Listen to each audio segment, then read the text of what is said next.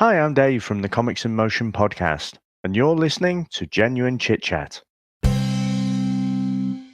Thanks to Dave for the intro. For anyone who's into comic books, be sure to check out Comics in Motion podcast. I've included a link in the description. Anyway, our guest this week is Heather Vickery of the Brave Files podcast. Now, Heather is not only a podcast creator and host, she's also a life and business coach, or a success coach. She's also the mother of 4 children and is also an author, as well as all of those things, and is an absolutely fantastic person to talk to.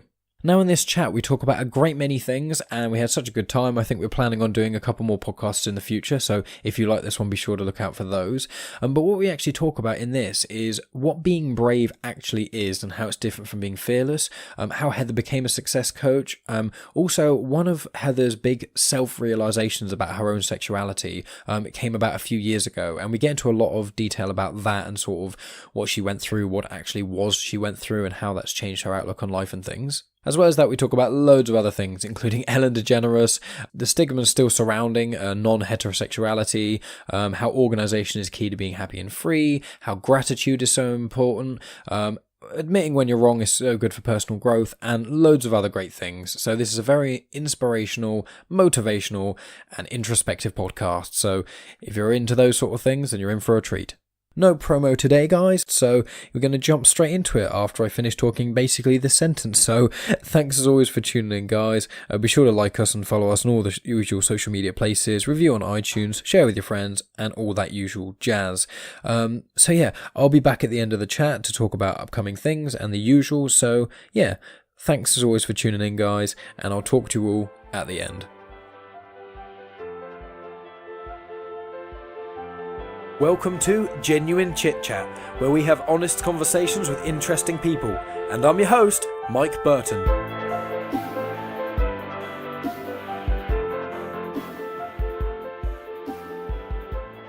Hello, Heather. How are you doing? I'm great, Mike. How are you? I'm doing wonderful, thank you.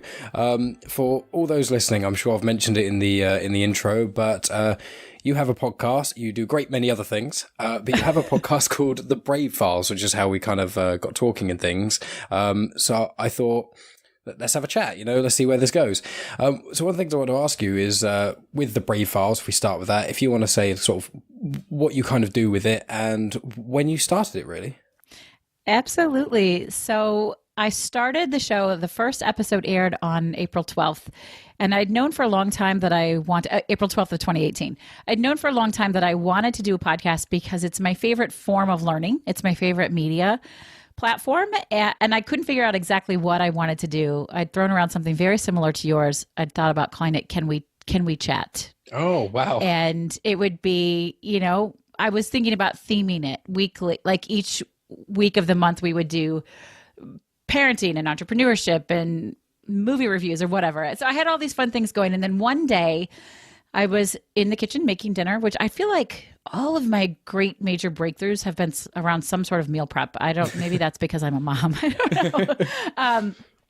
And I thought the Brave Files, I could do a show that interviews people who have chosen to live courageously. And this connected for me because I am a success and leadership coach. I'm a public speaker and an author, and that is what I do. I help people figure out what they really want and step out into it bravely and courageously, build systems and all of that businessy stuff. But really the core of it is you're not stuck.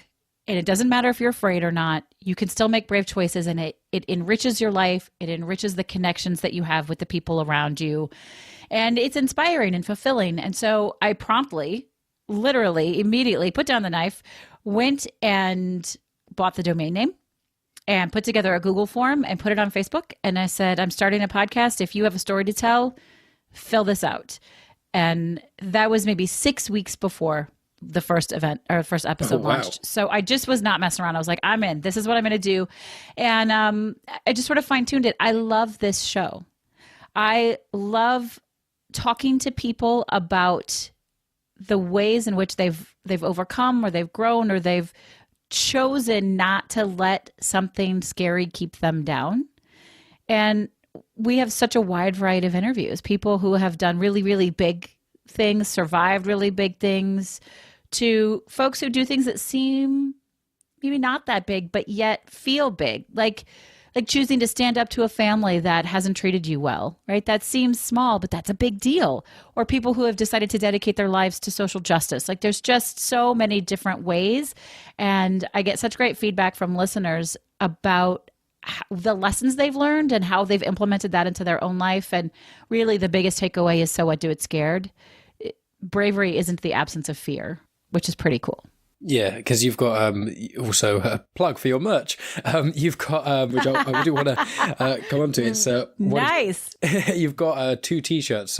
One of which I think it was brave is greater than fearless, isn't it? Yeah. So it says brave, and then it has the greater than sign, fearless, because brave is greater than fearless. Look, you don't want to be fearless. That means that you're almost sociopathic. It means you don't have emotion. We have fear. Fear is a natural human instinct, and it's there for a reason. When you have fear, you can choose bravely, which interestingly enough is in fact the other slogan. It's on the mug that I'm drinking that only Mike can see right now. Nice. You can choose that. And when you consciously and intentionally make a choice and follow through with it, crazy awesome things happen, including real scientific chemical things in your brain, and your mindset shift and all of that. So yeah, this stuff is no joke. Yeah, I mean, it's one of those things with your podcast, because kind of I was obviously listening. I've listened to a couple of episodes and things, and today on the way back from work, I was listening to one as well, and I was just thinking, I was just like, your podcast is basically very similar to my podcast, but a lot more noble. Like mine, it's like, I've got certain ones which is just me and my mates chatting about nothing for hours. Other ones are just about movies and sort of other benign, pointless things. And then on the odd occasion, I get one person who's like super inspirational. One that I had a few weeks ago, Goff, the blind movie director. Yeah, he's going to be on my show too. Oh, wonderful. Fantastic. Yeah, thanks for the introduction. No worries at all. I may get the gentleman Tattoo Tom from you've got to. I was really tempted. Tom is amazing. Yeah. Yeah. I was tempted to hit him up as well.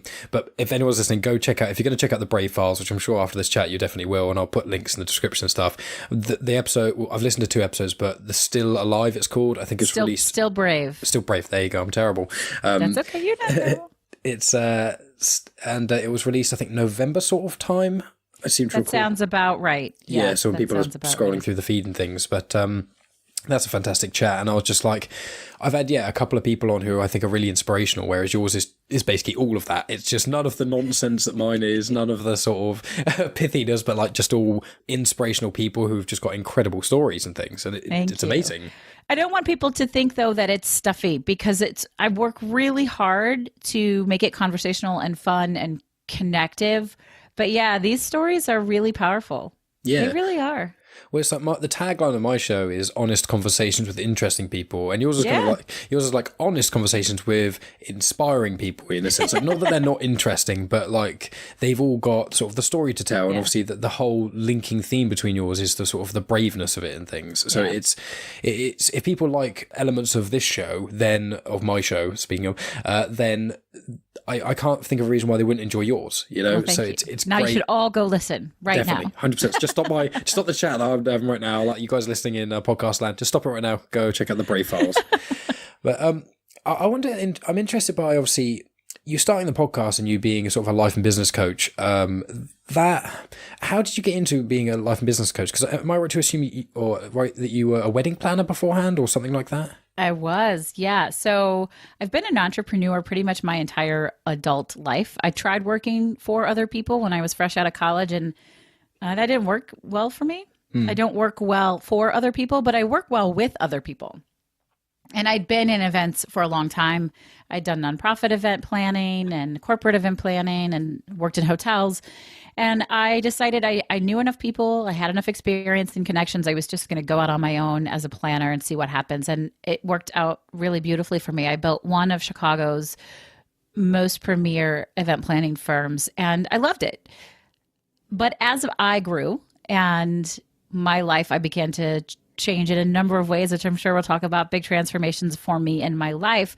I started to wonder, though, what I was going to be when I grew up, because it just didn't feel like it checked all my boxes.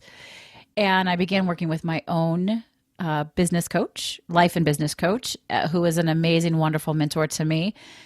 And it became very clear, and he totally called me out on it, that I was already coaching, that I had established myself enough in my industry that people respected me and I had a way of connecting and communicating, and they valued my opinion and my processes.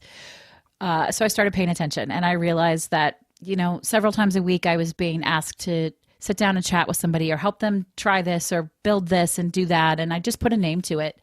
And I said, y'all, I'm coaching.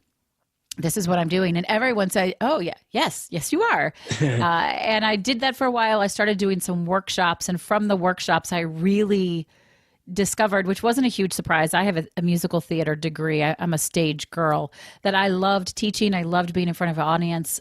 I have a connectability on stage that really speaks to people, and I get a huge high of it. I swear it's why I've always said this about theater, why I never needed to do drugs. I just need to go on stage and I get a high. Oh yeah. And I just worked at it. I've worked, and I still, every day I built it. I went after it. I tried to identify what I wanted it to look like, and then what things I needed to do to activate it. And I ask for it. I ask for it every day, over and over again, in a million different ways. And here I am 5 years later with a couple of books out and some multiple speaking gigs happening. I get paid to speak, which people ask me that, do they pay you to do that? Like, they do. And they try not to sometimes. And I say, this is how I feed my family. So no, it's a business. I have the podcast, and then I do the coaching. I lead workshops and do corporate coaching, which is actually something I'm really loving. I've created a couple of products that go into the employee network groups and some mid-range corporations. It's called the Empowerment Program. And what we do is we help them find ways. So I take my normal one-on-one coaching stuff and I apply it to a business standpoint, and then help them figure out how to step powerfully and authentically into their role at work and in life, and how that makes them more successful. And you have higher employee retention and happier coworkers, and all of these things sort of domino from it. So that's something I'm really working on building this year, but I just ask for it. I go after it and I ask for it. Yeah, and that's it really comes off in your show. I know that in the show you mentioned the fact that you are sort of I'm going to say life coach. It's easier to say rather than all the pretenses. Success of it. coach. Do you use that one? There you go. That's good. It's successful on all platforms. Yeah, exactly. And it's got success in the name, so it's just immediate. People have that switch. Exactly. Yeah, perfect. Okay, well, you can hear in your show sort of the way you communicate with people. You can really hear it, because there's a lot of podcasts. I'm not saying mine isn't one of these, but there's a lot of podcasts I hear where people, they have a conversation and then it's that constant sort of interrupting, or it's not that the reading the other person as much, Right. And I'm not saying that there's quite a few of my conversations which I think work perfectly well, but there's some which I haven't maybe hit the mark on partially. Sometimes it's due to being online and things, but with yourself, you can hear the way you communicate with other individuals that you know your craft in a sense. So it works very well, you being a success coach, and I'm sure it will make you have a successful podcast too. Well, thank you for that. I truly believe that everybody can be just a little bit more successful, if not a whole lot more successful, by doing two things. And both of those things you just mentioned. One is listening more. And then the other is asking good questions, right? When somebody asks you good questions, you know that they're paying attention, you feel valued, and you feel heard. But then the key is to listen to those questions. But if we do those two things, if you just change those two things, you, the listener, in your life, both personally and professionally, watch what happens. You're going to like it. Yeah, I've started trying to do that a lot more. I mean, what podcasting has kind of helped me do, because I've been doing this now for about a year and a half or so, it's really helped my communication skills of, even if you're looking at it with a sort of business mind, it's okay, I'm creating content that people want to listen to. I have people on my show who are far more interesting than I am, so I want people to hear them. I don't want to ask people these questions and then they give half an answer and then I interrupt and go, no, this is what I think of it. Because it's like, I found myself doing that a bit, and it does... Yeah, I have to kind of mentally correct myself, and it's slowly becoming more and more organic and things. But I talk far too much in my own life anyway, so yeah. Me too. I can talk. Don't worry, I can talk anybody's ear off. Oh yeah. But yeah, it's a game changer. I 100% agree. So you obviously wedding planner and then life coach, and you had this sort of transformative experience. So if we get onto that, then essentially, I'll let you. I won't even brief. You want to get to the good stuff. I know what you want. I'm just interested. Like this sort of aspect of people's lives really intrigue me. I'm interested by anything that I haven't experienced. You know, I myself being a white millennial male cisgender, all the sort of standard privileged tick boxes, I'd say. It's very easy to be stuck in my own bubble and not look at other things and not try and understand other people's perspectives. And I may never understand some of the things people have gone through, but that doesn't mean I shouldn't sort of try to sympathize with it and understand. And experiences other people can go for, you can still take a lot out from that, from your own experience, even if you haven't been through that. Absolutely. First of all, let me just thank you and honor you for fully admitting that you check all the privilege boxes. I don't think that privilege is a bad thing. I think it's how you use your privilege that can be quote unquote good or bad. And it can absolutely be used in a really magical way to help people tell their stories, to help create change from a social justice standpoint. So thank you for that. As somebody who considers herself a social justice warrior, I appreciate anybody who helps us do that. So yeah, my story. Well, the very short version, and then I can kind of tell you how I got there, is that after being married for a decade and having 4 children, I fully admitted I was married to the wrong gender and I came out of the closet. I mean, that's the short version. Well, I was going to say, my reaction then, people listening are like, that wasn't a very good reaction. It's like, I can't already know. Like, I don't know what reaction to be like, what? Oh my God, I didn't realize I was talking to someone who was gay. Oh, I know. I had an airplane conversation last summer with a 44-year-old white man from Tennessee who does very well. We had a great conversation. I challenged his thought process in a lot of ways, and he really rose to the conversation. And then at the very end, I said something about being gay, and he goes, "You're gay?" And I said, "Yeah." And he's like, oh, like it blew his mind that A, he didn't know it, and B, that somebody just like me, like your average middle-aged white girl, you know, is shocked. I wear a dress and my hair's long and curly, and you know, but of course we ended the conversation with him asking me if Ellen made me gay. Which she did not. So, because Ellen does not have that power. So, just watch Ellen one day, and then you're just like, you know what? That's what I want. I want a piece of that, and then that's how easy it is. Just flick a switch in your own brain, and that's it. Clearly, you know the funny thing is, I don't know if you've seen her new stand-up special, but she absolutely talks about that. I keep thinking I need to tweet to her, and I haven't done it. So, if anybody, you know, talks to Ellen, let me know, just in case. She talks about that in her special. She says that when she first came out, of course, she couldn't get work. And that was because she was going to make people gay. And she does a whole fake commercial. She's like, you know, life not working for you, not feeling good, not finding the right partner. Try gay. Yeah, because that's the easy route, isn't it? When things exactly being gay is the easier of the let's of the pick two that. air quotes Absolutely. choices. Yeah. Obviously not. Yeah. So go ahead and ask me your questions, and I'll do my best to answer them as transparently and honestly as I can. Sure.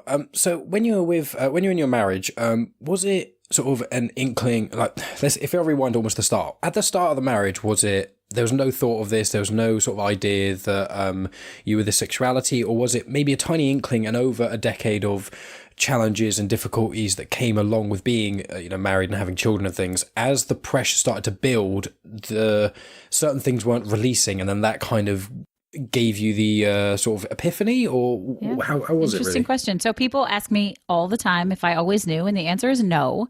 Although this far on the other side, I look back and there were a whole lot of signs that I just totally missed. And the easiest way I can describe it is women love women.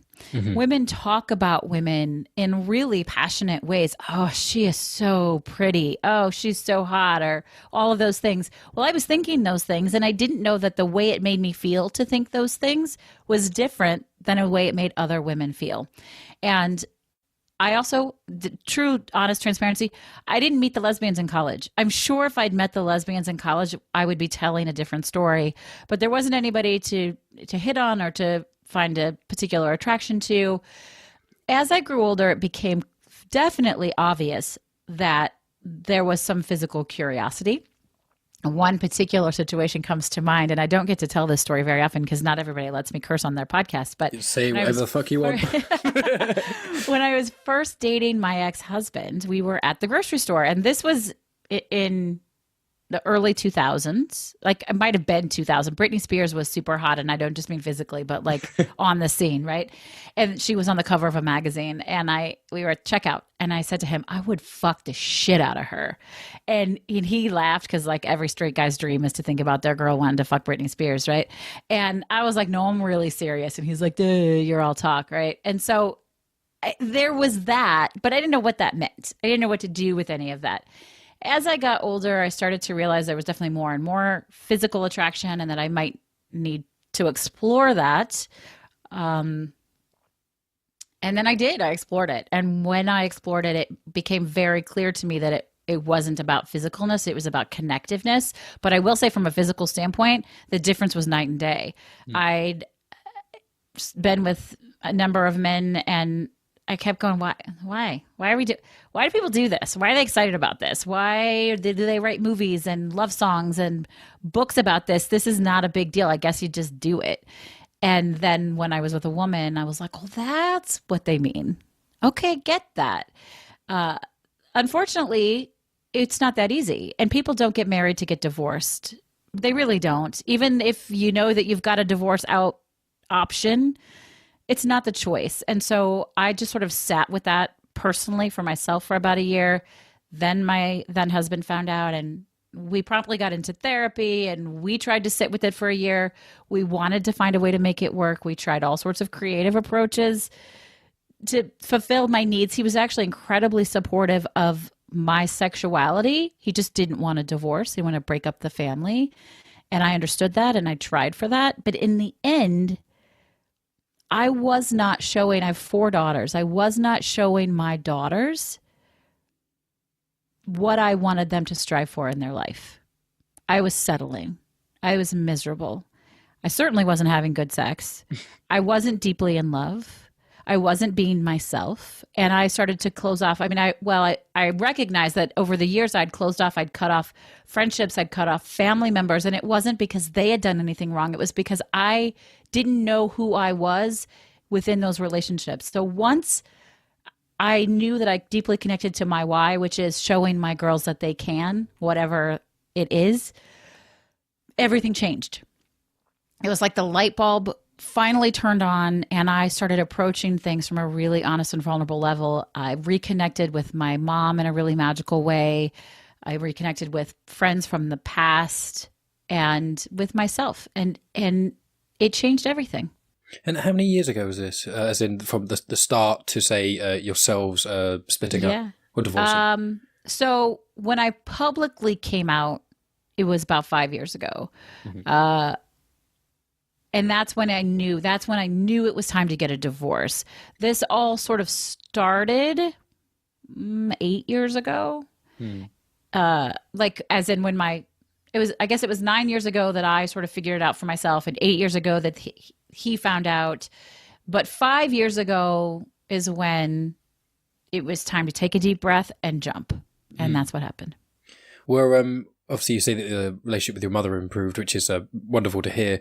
Because there's a lot of individuals when they come out, depending on what age, what happens is certain friends or family can be against it in some ways. Did you find that? Oh yeah, it wasn't great at first, but remember, I had sort of developed this very tumultuous relationship, particularly with her. I had cut her off from conversation. I'd cut her off from my thoughts and my feelings. And certainly when people do that to you, you know it.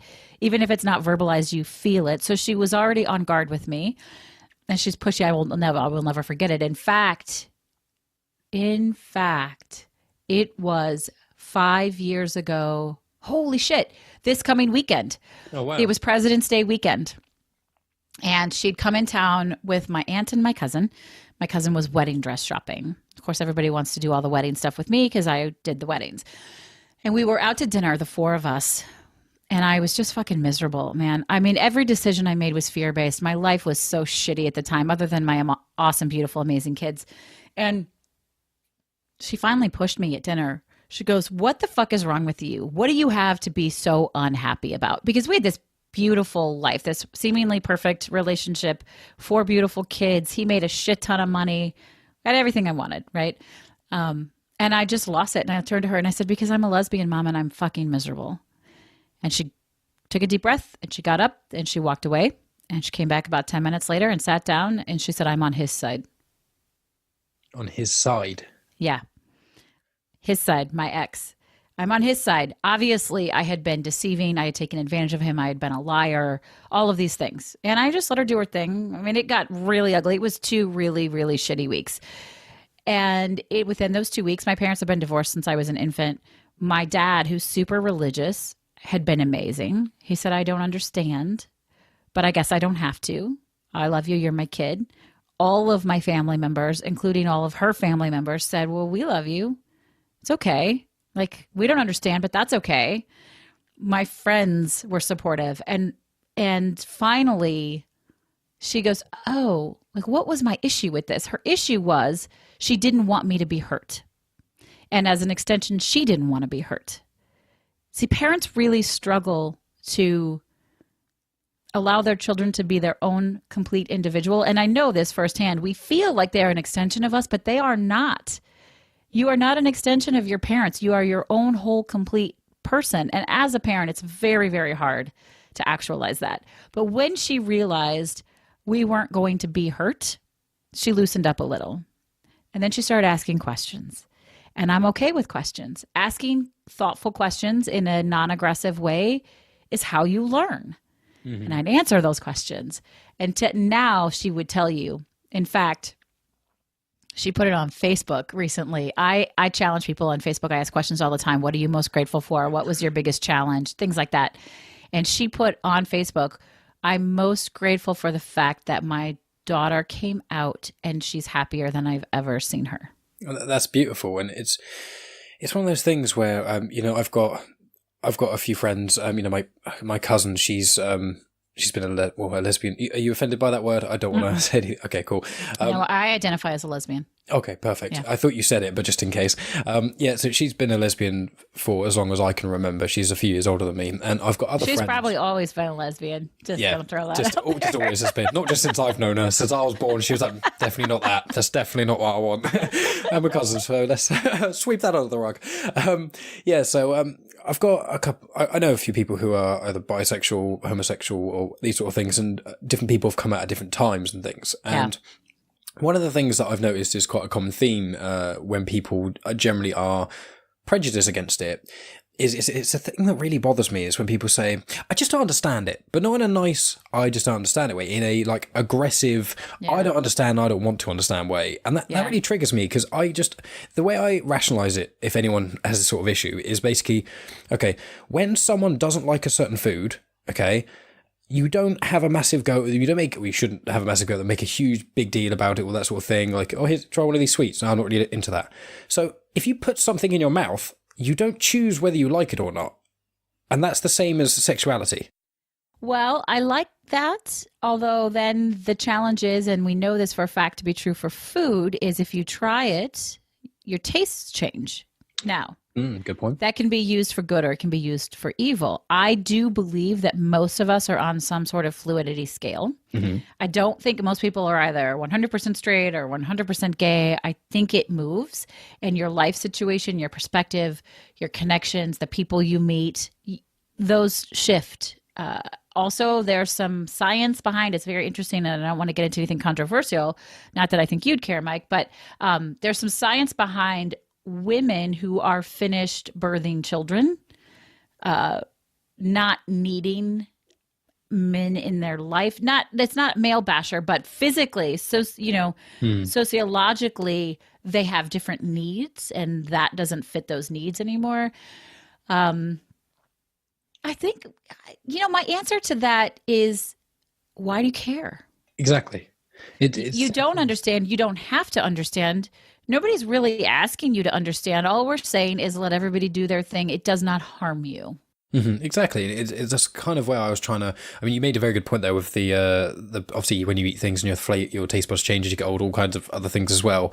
But it is that thing of I kind of where my parallels come with me with diet is just like, well, if we go for a restaurant and you choose one thing on the menu and I choose something else on the menu, that to me is the same affects me in the same way that if we went to dinner and you brought a female or a male partner, it's like, Absolutely. okay, as long as they're awesome, I don't care. Like, it's when I've said this before to some of my friends, and when I have kids one day, I'll say it to them, and it'll be, I don't care if gay, straight, or anything like that. It's just if you come home and you bring whether my child is one gender or another or any of the sort of other on the spectrum, whatever you come home as and whoever you come home with, as long as you're both happy, that's what matters. I don't care if I have a daughter and a stepdaughter or a son and a stepson. Any of these, I think I'm using the wrong terminology, but still, it doesn't matter to me as long as people are happy. And it's nice that you said about the whole parents and children sort of not being the same extensions of themselves. It's kind of like,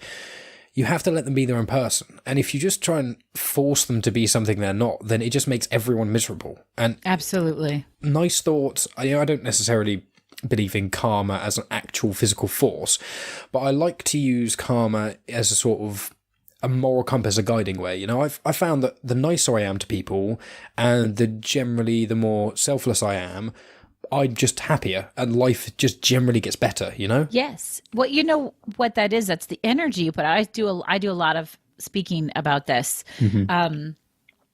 When you change the way you are in a situation, the people around you change. So you've heard all the time, I tell people all the time, the only thing you can control is yourself. We all know that. I can't make you do or say or feel a certain way. However, if the way that I talk to you changes, if the way I connect with you or the energy I bring into a space, if that changes, inevitably you will change. Typically for the better if I'm bringing better things forward. But you've had life experiences, people that used to be fun and easygoing, they start to get stressed and snippy. What happens? You start to get stressed and snippy back at them. You don't like being in their same space. So your energy affects other people's energy. I have an analogy. When I speak, I wear high heels. And I used to think that I wore high heels because people liked me better that way. They reacted to me better. They treated me differently. What I finally discovered was that I wear high heels because I like me better that way. I feel taller. I feel thinner. I feel more in control and in command. And when I present tall, thin, in control, in command, that's what people see. And that's what I get back. And I'm sure that's one of the big things that comes across with you when you do your success coaching, where it's sort of, in the world of business at least, I know that sort of you have to have substance behind your words, but a lot of it is how you present yourself. Yeah. It's a lot of, if you present yourself as confident and you say and you act like you know what you're talking about and things, people are much more likely to follow you and follow, I don't want to use that, but you know what I mean? It's that sort of idea of just presenting yourself. And I was thinking about this the other day, I think in the shower or something, and I was thinking about appearance. All the good ideas, the kitchen or the shower. It definitely is, yeah. Well, a lot of the time, or when you're trying to go to sleep, you're like, I need to be up in 6 hours, and then all the greatest podcast ideas ever came into your head, and then you write them down, wake up, and the next morning realise they're not that great, and you just stayed up all late. But I was in the shower, essentially, and I was thinking about appearance, and I was thinking about how upsetting it is that a lot of people are born with, I'm trying to get the opposite of privilege, but it's like a lot of issues in their life that are causing a lot of grief, either be just without privilege, I think is the opposite. Or disadvantages of things. So obviously there's not only people who don't live in a Western world, in a first world country and things like that, but also people who do live in with these, who are, individuals who are born without limbs or with, certain illnesses or this, that, and the other. Or just systematically. Like I have an episode, if you haven't listened to it, called Growing Peace. And I talk with a woman who works in the most dangerous neighborhood in Chicago we talk about privilege. We want, it's so easy to say, well, if you don't know something, you can learn it. Well, if you can't afford to get to the library or the dollar to get the library card, it's way easier said than done. So there's just so many levels. And obviously physical disability is more extreme, but to understand that there are all sorts of layers of privilege, and it changes everything. Well, it does, and the reason I was kind of linking into that sort of thought process was that there's a big difference between presentation and appearance, and that's what I was kind of thinking of. I was like, I feel bad for people who this is a really horrible thing to say out loud, but I feel bad for people who are just born ugly. Like, I want to put a big asterisk. I'm not saying I'm good looking. I want to clarify. I want to put a big. Oh, you're adorable. I can see you and everyone else can't. So. I've got a blonde moustache. It's strange, but it's not bleached either. I get asked. I would say me too, but I don't think I do. You can't see it very much, except that little. I don't really. I'm just teasing. But I was thinking like people who are born in the air quotations in ugly. If you just, I don't like people calling people ugly anyway. But let's just say that. And one thing I was thinking of was like, that must be terrible because obviously when people are generally the standard of good looking, people generally get treated better. And I was thinking about it quite a lot. Yeah. And it's obviously, we need to kind of socially get out of doing that as much. But unfortunately, there is a huge biological indicator that's making us feel that way, Yeah. It's all that sort of mating and all that sort of tomfoolery. But one thing I was thinking of was just like, its presentation is such a big thing. And it's like, you can be not very good looking at all, but if you present yourself and with a guy, if we use an example, a man in a suit, where if their facial hair is kind of under control, that sort of thing, that looks better than say a really good looking gentleman who's a bit dirty, who's wearing scraggly clothes, that sort of thing, And it's presentation matters a lot, but only when it matters. Mm-hmm. Only if you want the desired result from that. So I would never presume to tell somebody that they shouldn't have a scraggly beard and wear icky clothes. If they're getting the life results they want from that, have at it. But if you're not getting the results you want, there are always little things you can change that will create an impact. Exactly. And the presentation thing with one thing of what I was thinking of with appearance is presentation, a lot of it is what you give off as your sort of, people call it different things. Obviously, there's vibe, energy, aura. Exactly. All these things. Sure. And it's like the way you present yourself, it's that whole thing of, open body language and inviting people to speak to you and being engaging, but, not being controlling. And like, there's a lot, people can't see me. I'm doing all these hand movements things and people can't see me because they're listening. But the way one presents themselves is not only in physical appearance of what you wear and cleanliness, that sort of jazz, but it's also, as we discussed, like how you talk to people. Yeah. And in your success coaching, am I right to assume that is quite a large part of it, of communication and things? Yeah. I have a group program going right now, and we just had this conversation. One of the young ladies is struggling with her roommates. They're pigs and they don't clean up after themselves, and she's frustrated. I know, right? And so I said, well, what have you done about it? And she said, well, the other day I said, hey guys, I was just thinking I'm going to take the trash out on Tuesdays and Wednesdays.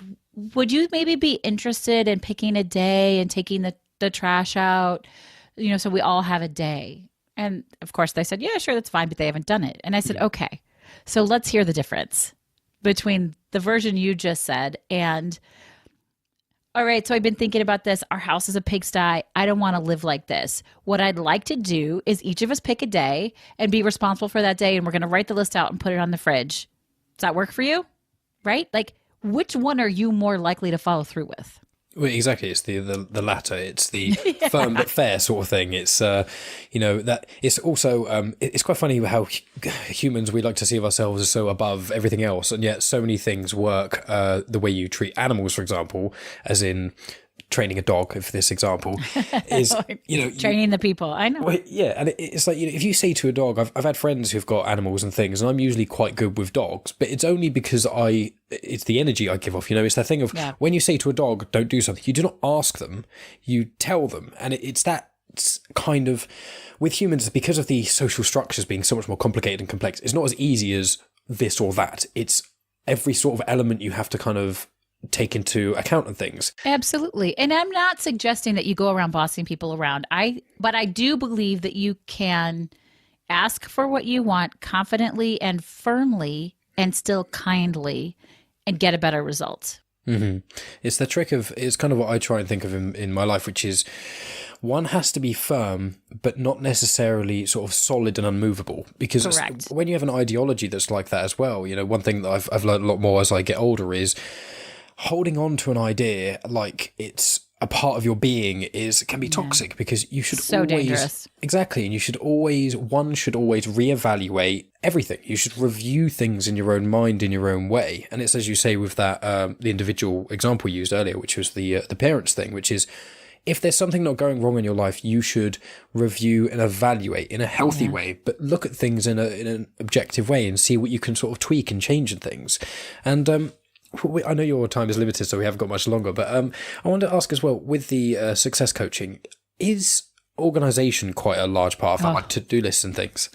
Yeah, usually a to-do list is a dangerous thing to get into, but systems and organization is really an important, powerful part of the program. It actually is a key to freedom. So I call it a BRAVE system. Surprise, surprise. BRAVE is my thing. But BRAVE stands for boundaries, reassessment, accountability and action, vulnerability, and then empowerment, right? And so underneath accountability and action is where we talk about organization. Most people will come to me and they don't really like a really detailed schedule. They don't like to have all these systems because they feel like that's going to tie them down and it's going to get in their way. And I'm here to tell you that when you have them, you have so much more freedom. It's how you get more hours in your day. It's how you're more efficient and effective in the work you do. It's how you feel more accomplished. And it just takes a little bit of work to put them together, and the payoff is extraordinary. Well, it's funny you say, you may be able to see this. Let's see if I can do this. No one in podcast land is going to be able to see this, but I think you can see it just up there.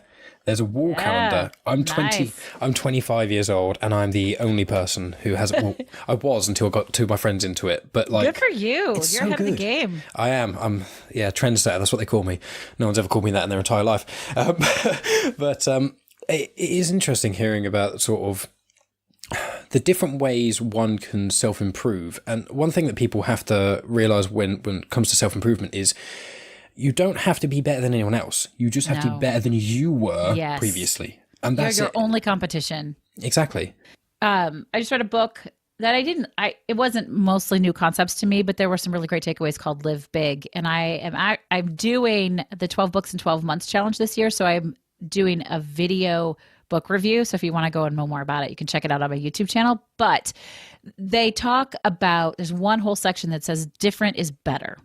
And we're so conditioned to think we don't want to be different, or we want to try and strive for this level of success or achievement that we've seen somebody else have. And it doesn't work. It just straight up does not work. So figure out what you do uniquely. How do you do something that's different than somebody else? That's what you sell. That's what you work for. That's what you market towards, because different is better, period, always. I 100% agree. And uniqueness is a very key thing. And, just hearing, only speaking to you for less than an hour, I can tell how much of a great mum I'm sure you are, because these are all the sort of key big points that, I'm not planning on having kids for a while yet, but just these are the other things that have been floating into my head. And whenever I don't want to call anyone a bad parent, but when I see people who I would believe to be bad parents, usually it's because they're not, thinking in these ways. They're not trying to, you guide and help your child flourish. You do not, control and twist and force. Agreed. But I will say that parenthood is tricky and it's challenging. There's this delicate balance between, you need to actually listen to me, because you do, and wanting them to have their own individual personality and all of that. I do work really hard to honor the uniqueness in each of my kids and push it forward. And yet there are still things I need to teach them to be able to do and contribute to society. So it is a delicate tightrope walk almost all of the time. The thing that I think makes me the most successful that I can be with my parenting is my willingness to admit fault. And I apologize a lot. I shouldn't have yelled, or I was wrong. Oh, you were right about that. I was wrong. I made this mistake, to show them that we all make mistakes and it's not a big deal. Just own up to it and do something different next time.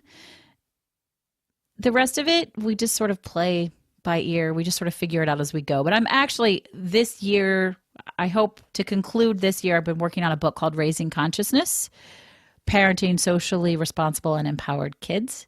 And this is part of the topic. We're hitting taboo topics across the board where we talk about racism and privilege and death and consent and essentially, and you alluded to this earlier, if we want to raise a generation of people who don't have all the fucked up issues that we currently have, we have to start from the moment they're born having different conversations with them and behaving differently towards them. And hopefully this will help move that conversation along. That's wonderful. And I've just got two quick things before I let you go. I will say, when that book comes out, keep me in the loop. I want to have you on the show. We can talk about just that book for like an hour or so. Yeah, I'd love to talk about that sort of thing. Thank you. And I will say as well, it's very gratifying, I suppose, to hear, because my dad, I love him. He was a great man. He passed away several years ago. I'm so sorry to hear that. It's okay. It's part of life, I suppose, isn't it? But one thing about him, he was incredibly intelligent, very, very successful, and I'm incredibly proud to call him my dad. But he would never, ever admit he was wrong. He apologized to me once in my entire life, and that was when he told me he had cancer, which is not the way. And I remember that forever now, because it's that. Yeah. He could never admit he was wrong. And I had an argument with him once, and I yelled at him and I said, you're not right all the time. And he shouted back, yes, I am. And as soon as that happened, I was like, well, I can't. Yeah, exactly. And that is the biggest flaw that my dad had, in my opinion. But I'm lucky enough that the people I've surrounded myself with and things like that have helped me see that I've been like that a lot until only recently, where I've been the inability to admit I'm wrong. There's a weird voice in the back of your head that says, don't say you're wrong, you can't. And that's mainly because of dad, unfortunately. But being able to say I'm wrong, it's a level of vulnerability, pointing back to the brave. Yeah. It's that people have this weird thing where they clutch to, but when you start admitting you're wrong, it makes everything so much easier. So there's a weight off your shoulders. It does. It's freeing, and it's honest. And when I talk to parents who say, oh, I don't want to make that mistake, I don't want my kids to think I screwed up, I'll say, well, how do you feel when they screw up? Oh, it's fine. Everyone make blah, blah, blah. And I said, well, what kind of lesson do you think you're teaching them when they think you never make a mistake? What are they getting from that? Are they getting that they're allowed to be human, or are they trying to achieve this unachievable goal of being as perfect as you are? Exactly. But I try, and sometimes I fail. Look, all of the stuff that I teach and I talk about, it's all a work in progress. We are all constantly just trying to do our best or to do better. So I screw it up as much as anybody else does. But I really try to take this honesty and admitting I've made a mistake to heart in every element. Not that long ago, I was on a coaching call with a client, and I spouted out a statistic and hung up the phone, and I thought, I don't know if I got that statistic right, but who wants to tell a client who's paying me a lot of money to sit on the phone with me for an hour that I gave her bad information? And I looked it up, and I thought, I can feel like shit about this. I can wait and see if she looks it up and calls me back and says, you fucked this up. Then I really look stupid. Or I can say, hey, I hung up with you and this didn't seem right, and I looked it up, and here's the actual information, and I'm so sorry I got it wrong, but I wanted to let you know. And she's like, that makes a lot more sense. Thank you so much for clarifying that with me. Then I looked more professional. Yeah. Right? So apologizing or admitting you've made a mistake doesn't make you look stupid. It just depends on how you do it. But get to it before somebody else realizes you fucked up, because then you do look stupid. Yeah. 100%. And I've just got one more thing for you now before you head off, as you're a busy individual, bringing success to everyone. Where do you kind of see not only the Brave Files, but also your success coaching, and obviously you're an author as well, the list goes on, in like 5, 10, 15 years? What's your sort of end goal, if there is one? Such a great question. And I never have an end goal because it's always moving. Perfect. Which I think is really important and powerful. But in 10 or 15 years, I would like to be doing more of what I'm doing, but being able to impact more people. So larger keynote stages, just being able to connect with more people and help them feel empowered. I don't make people empowered. I don't give you that tool. I help you find it for yourself. But to not stay stuck, to have more honest and vulnerable conversations, to challenge the status quo, and to help build a stronger and a better community by being stronger and better. And I'm in love with this mission. I'm in love with the results that I see of people, and I want to do it more and do it bigger. But I want to get my podcast on NPR. Let's just be Yeah.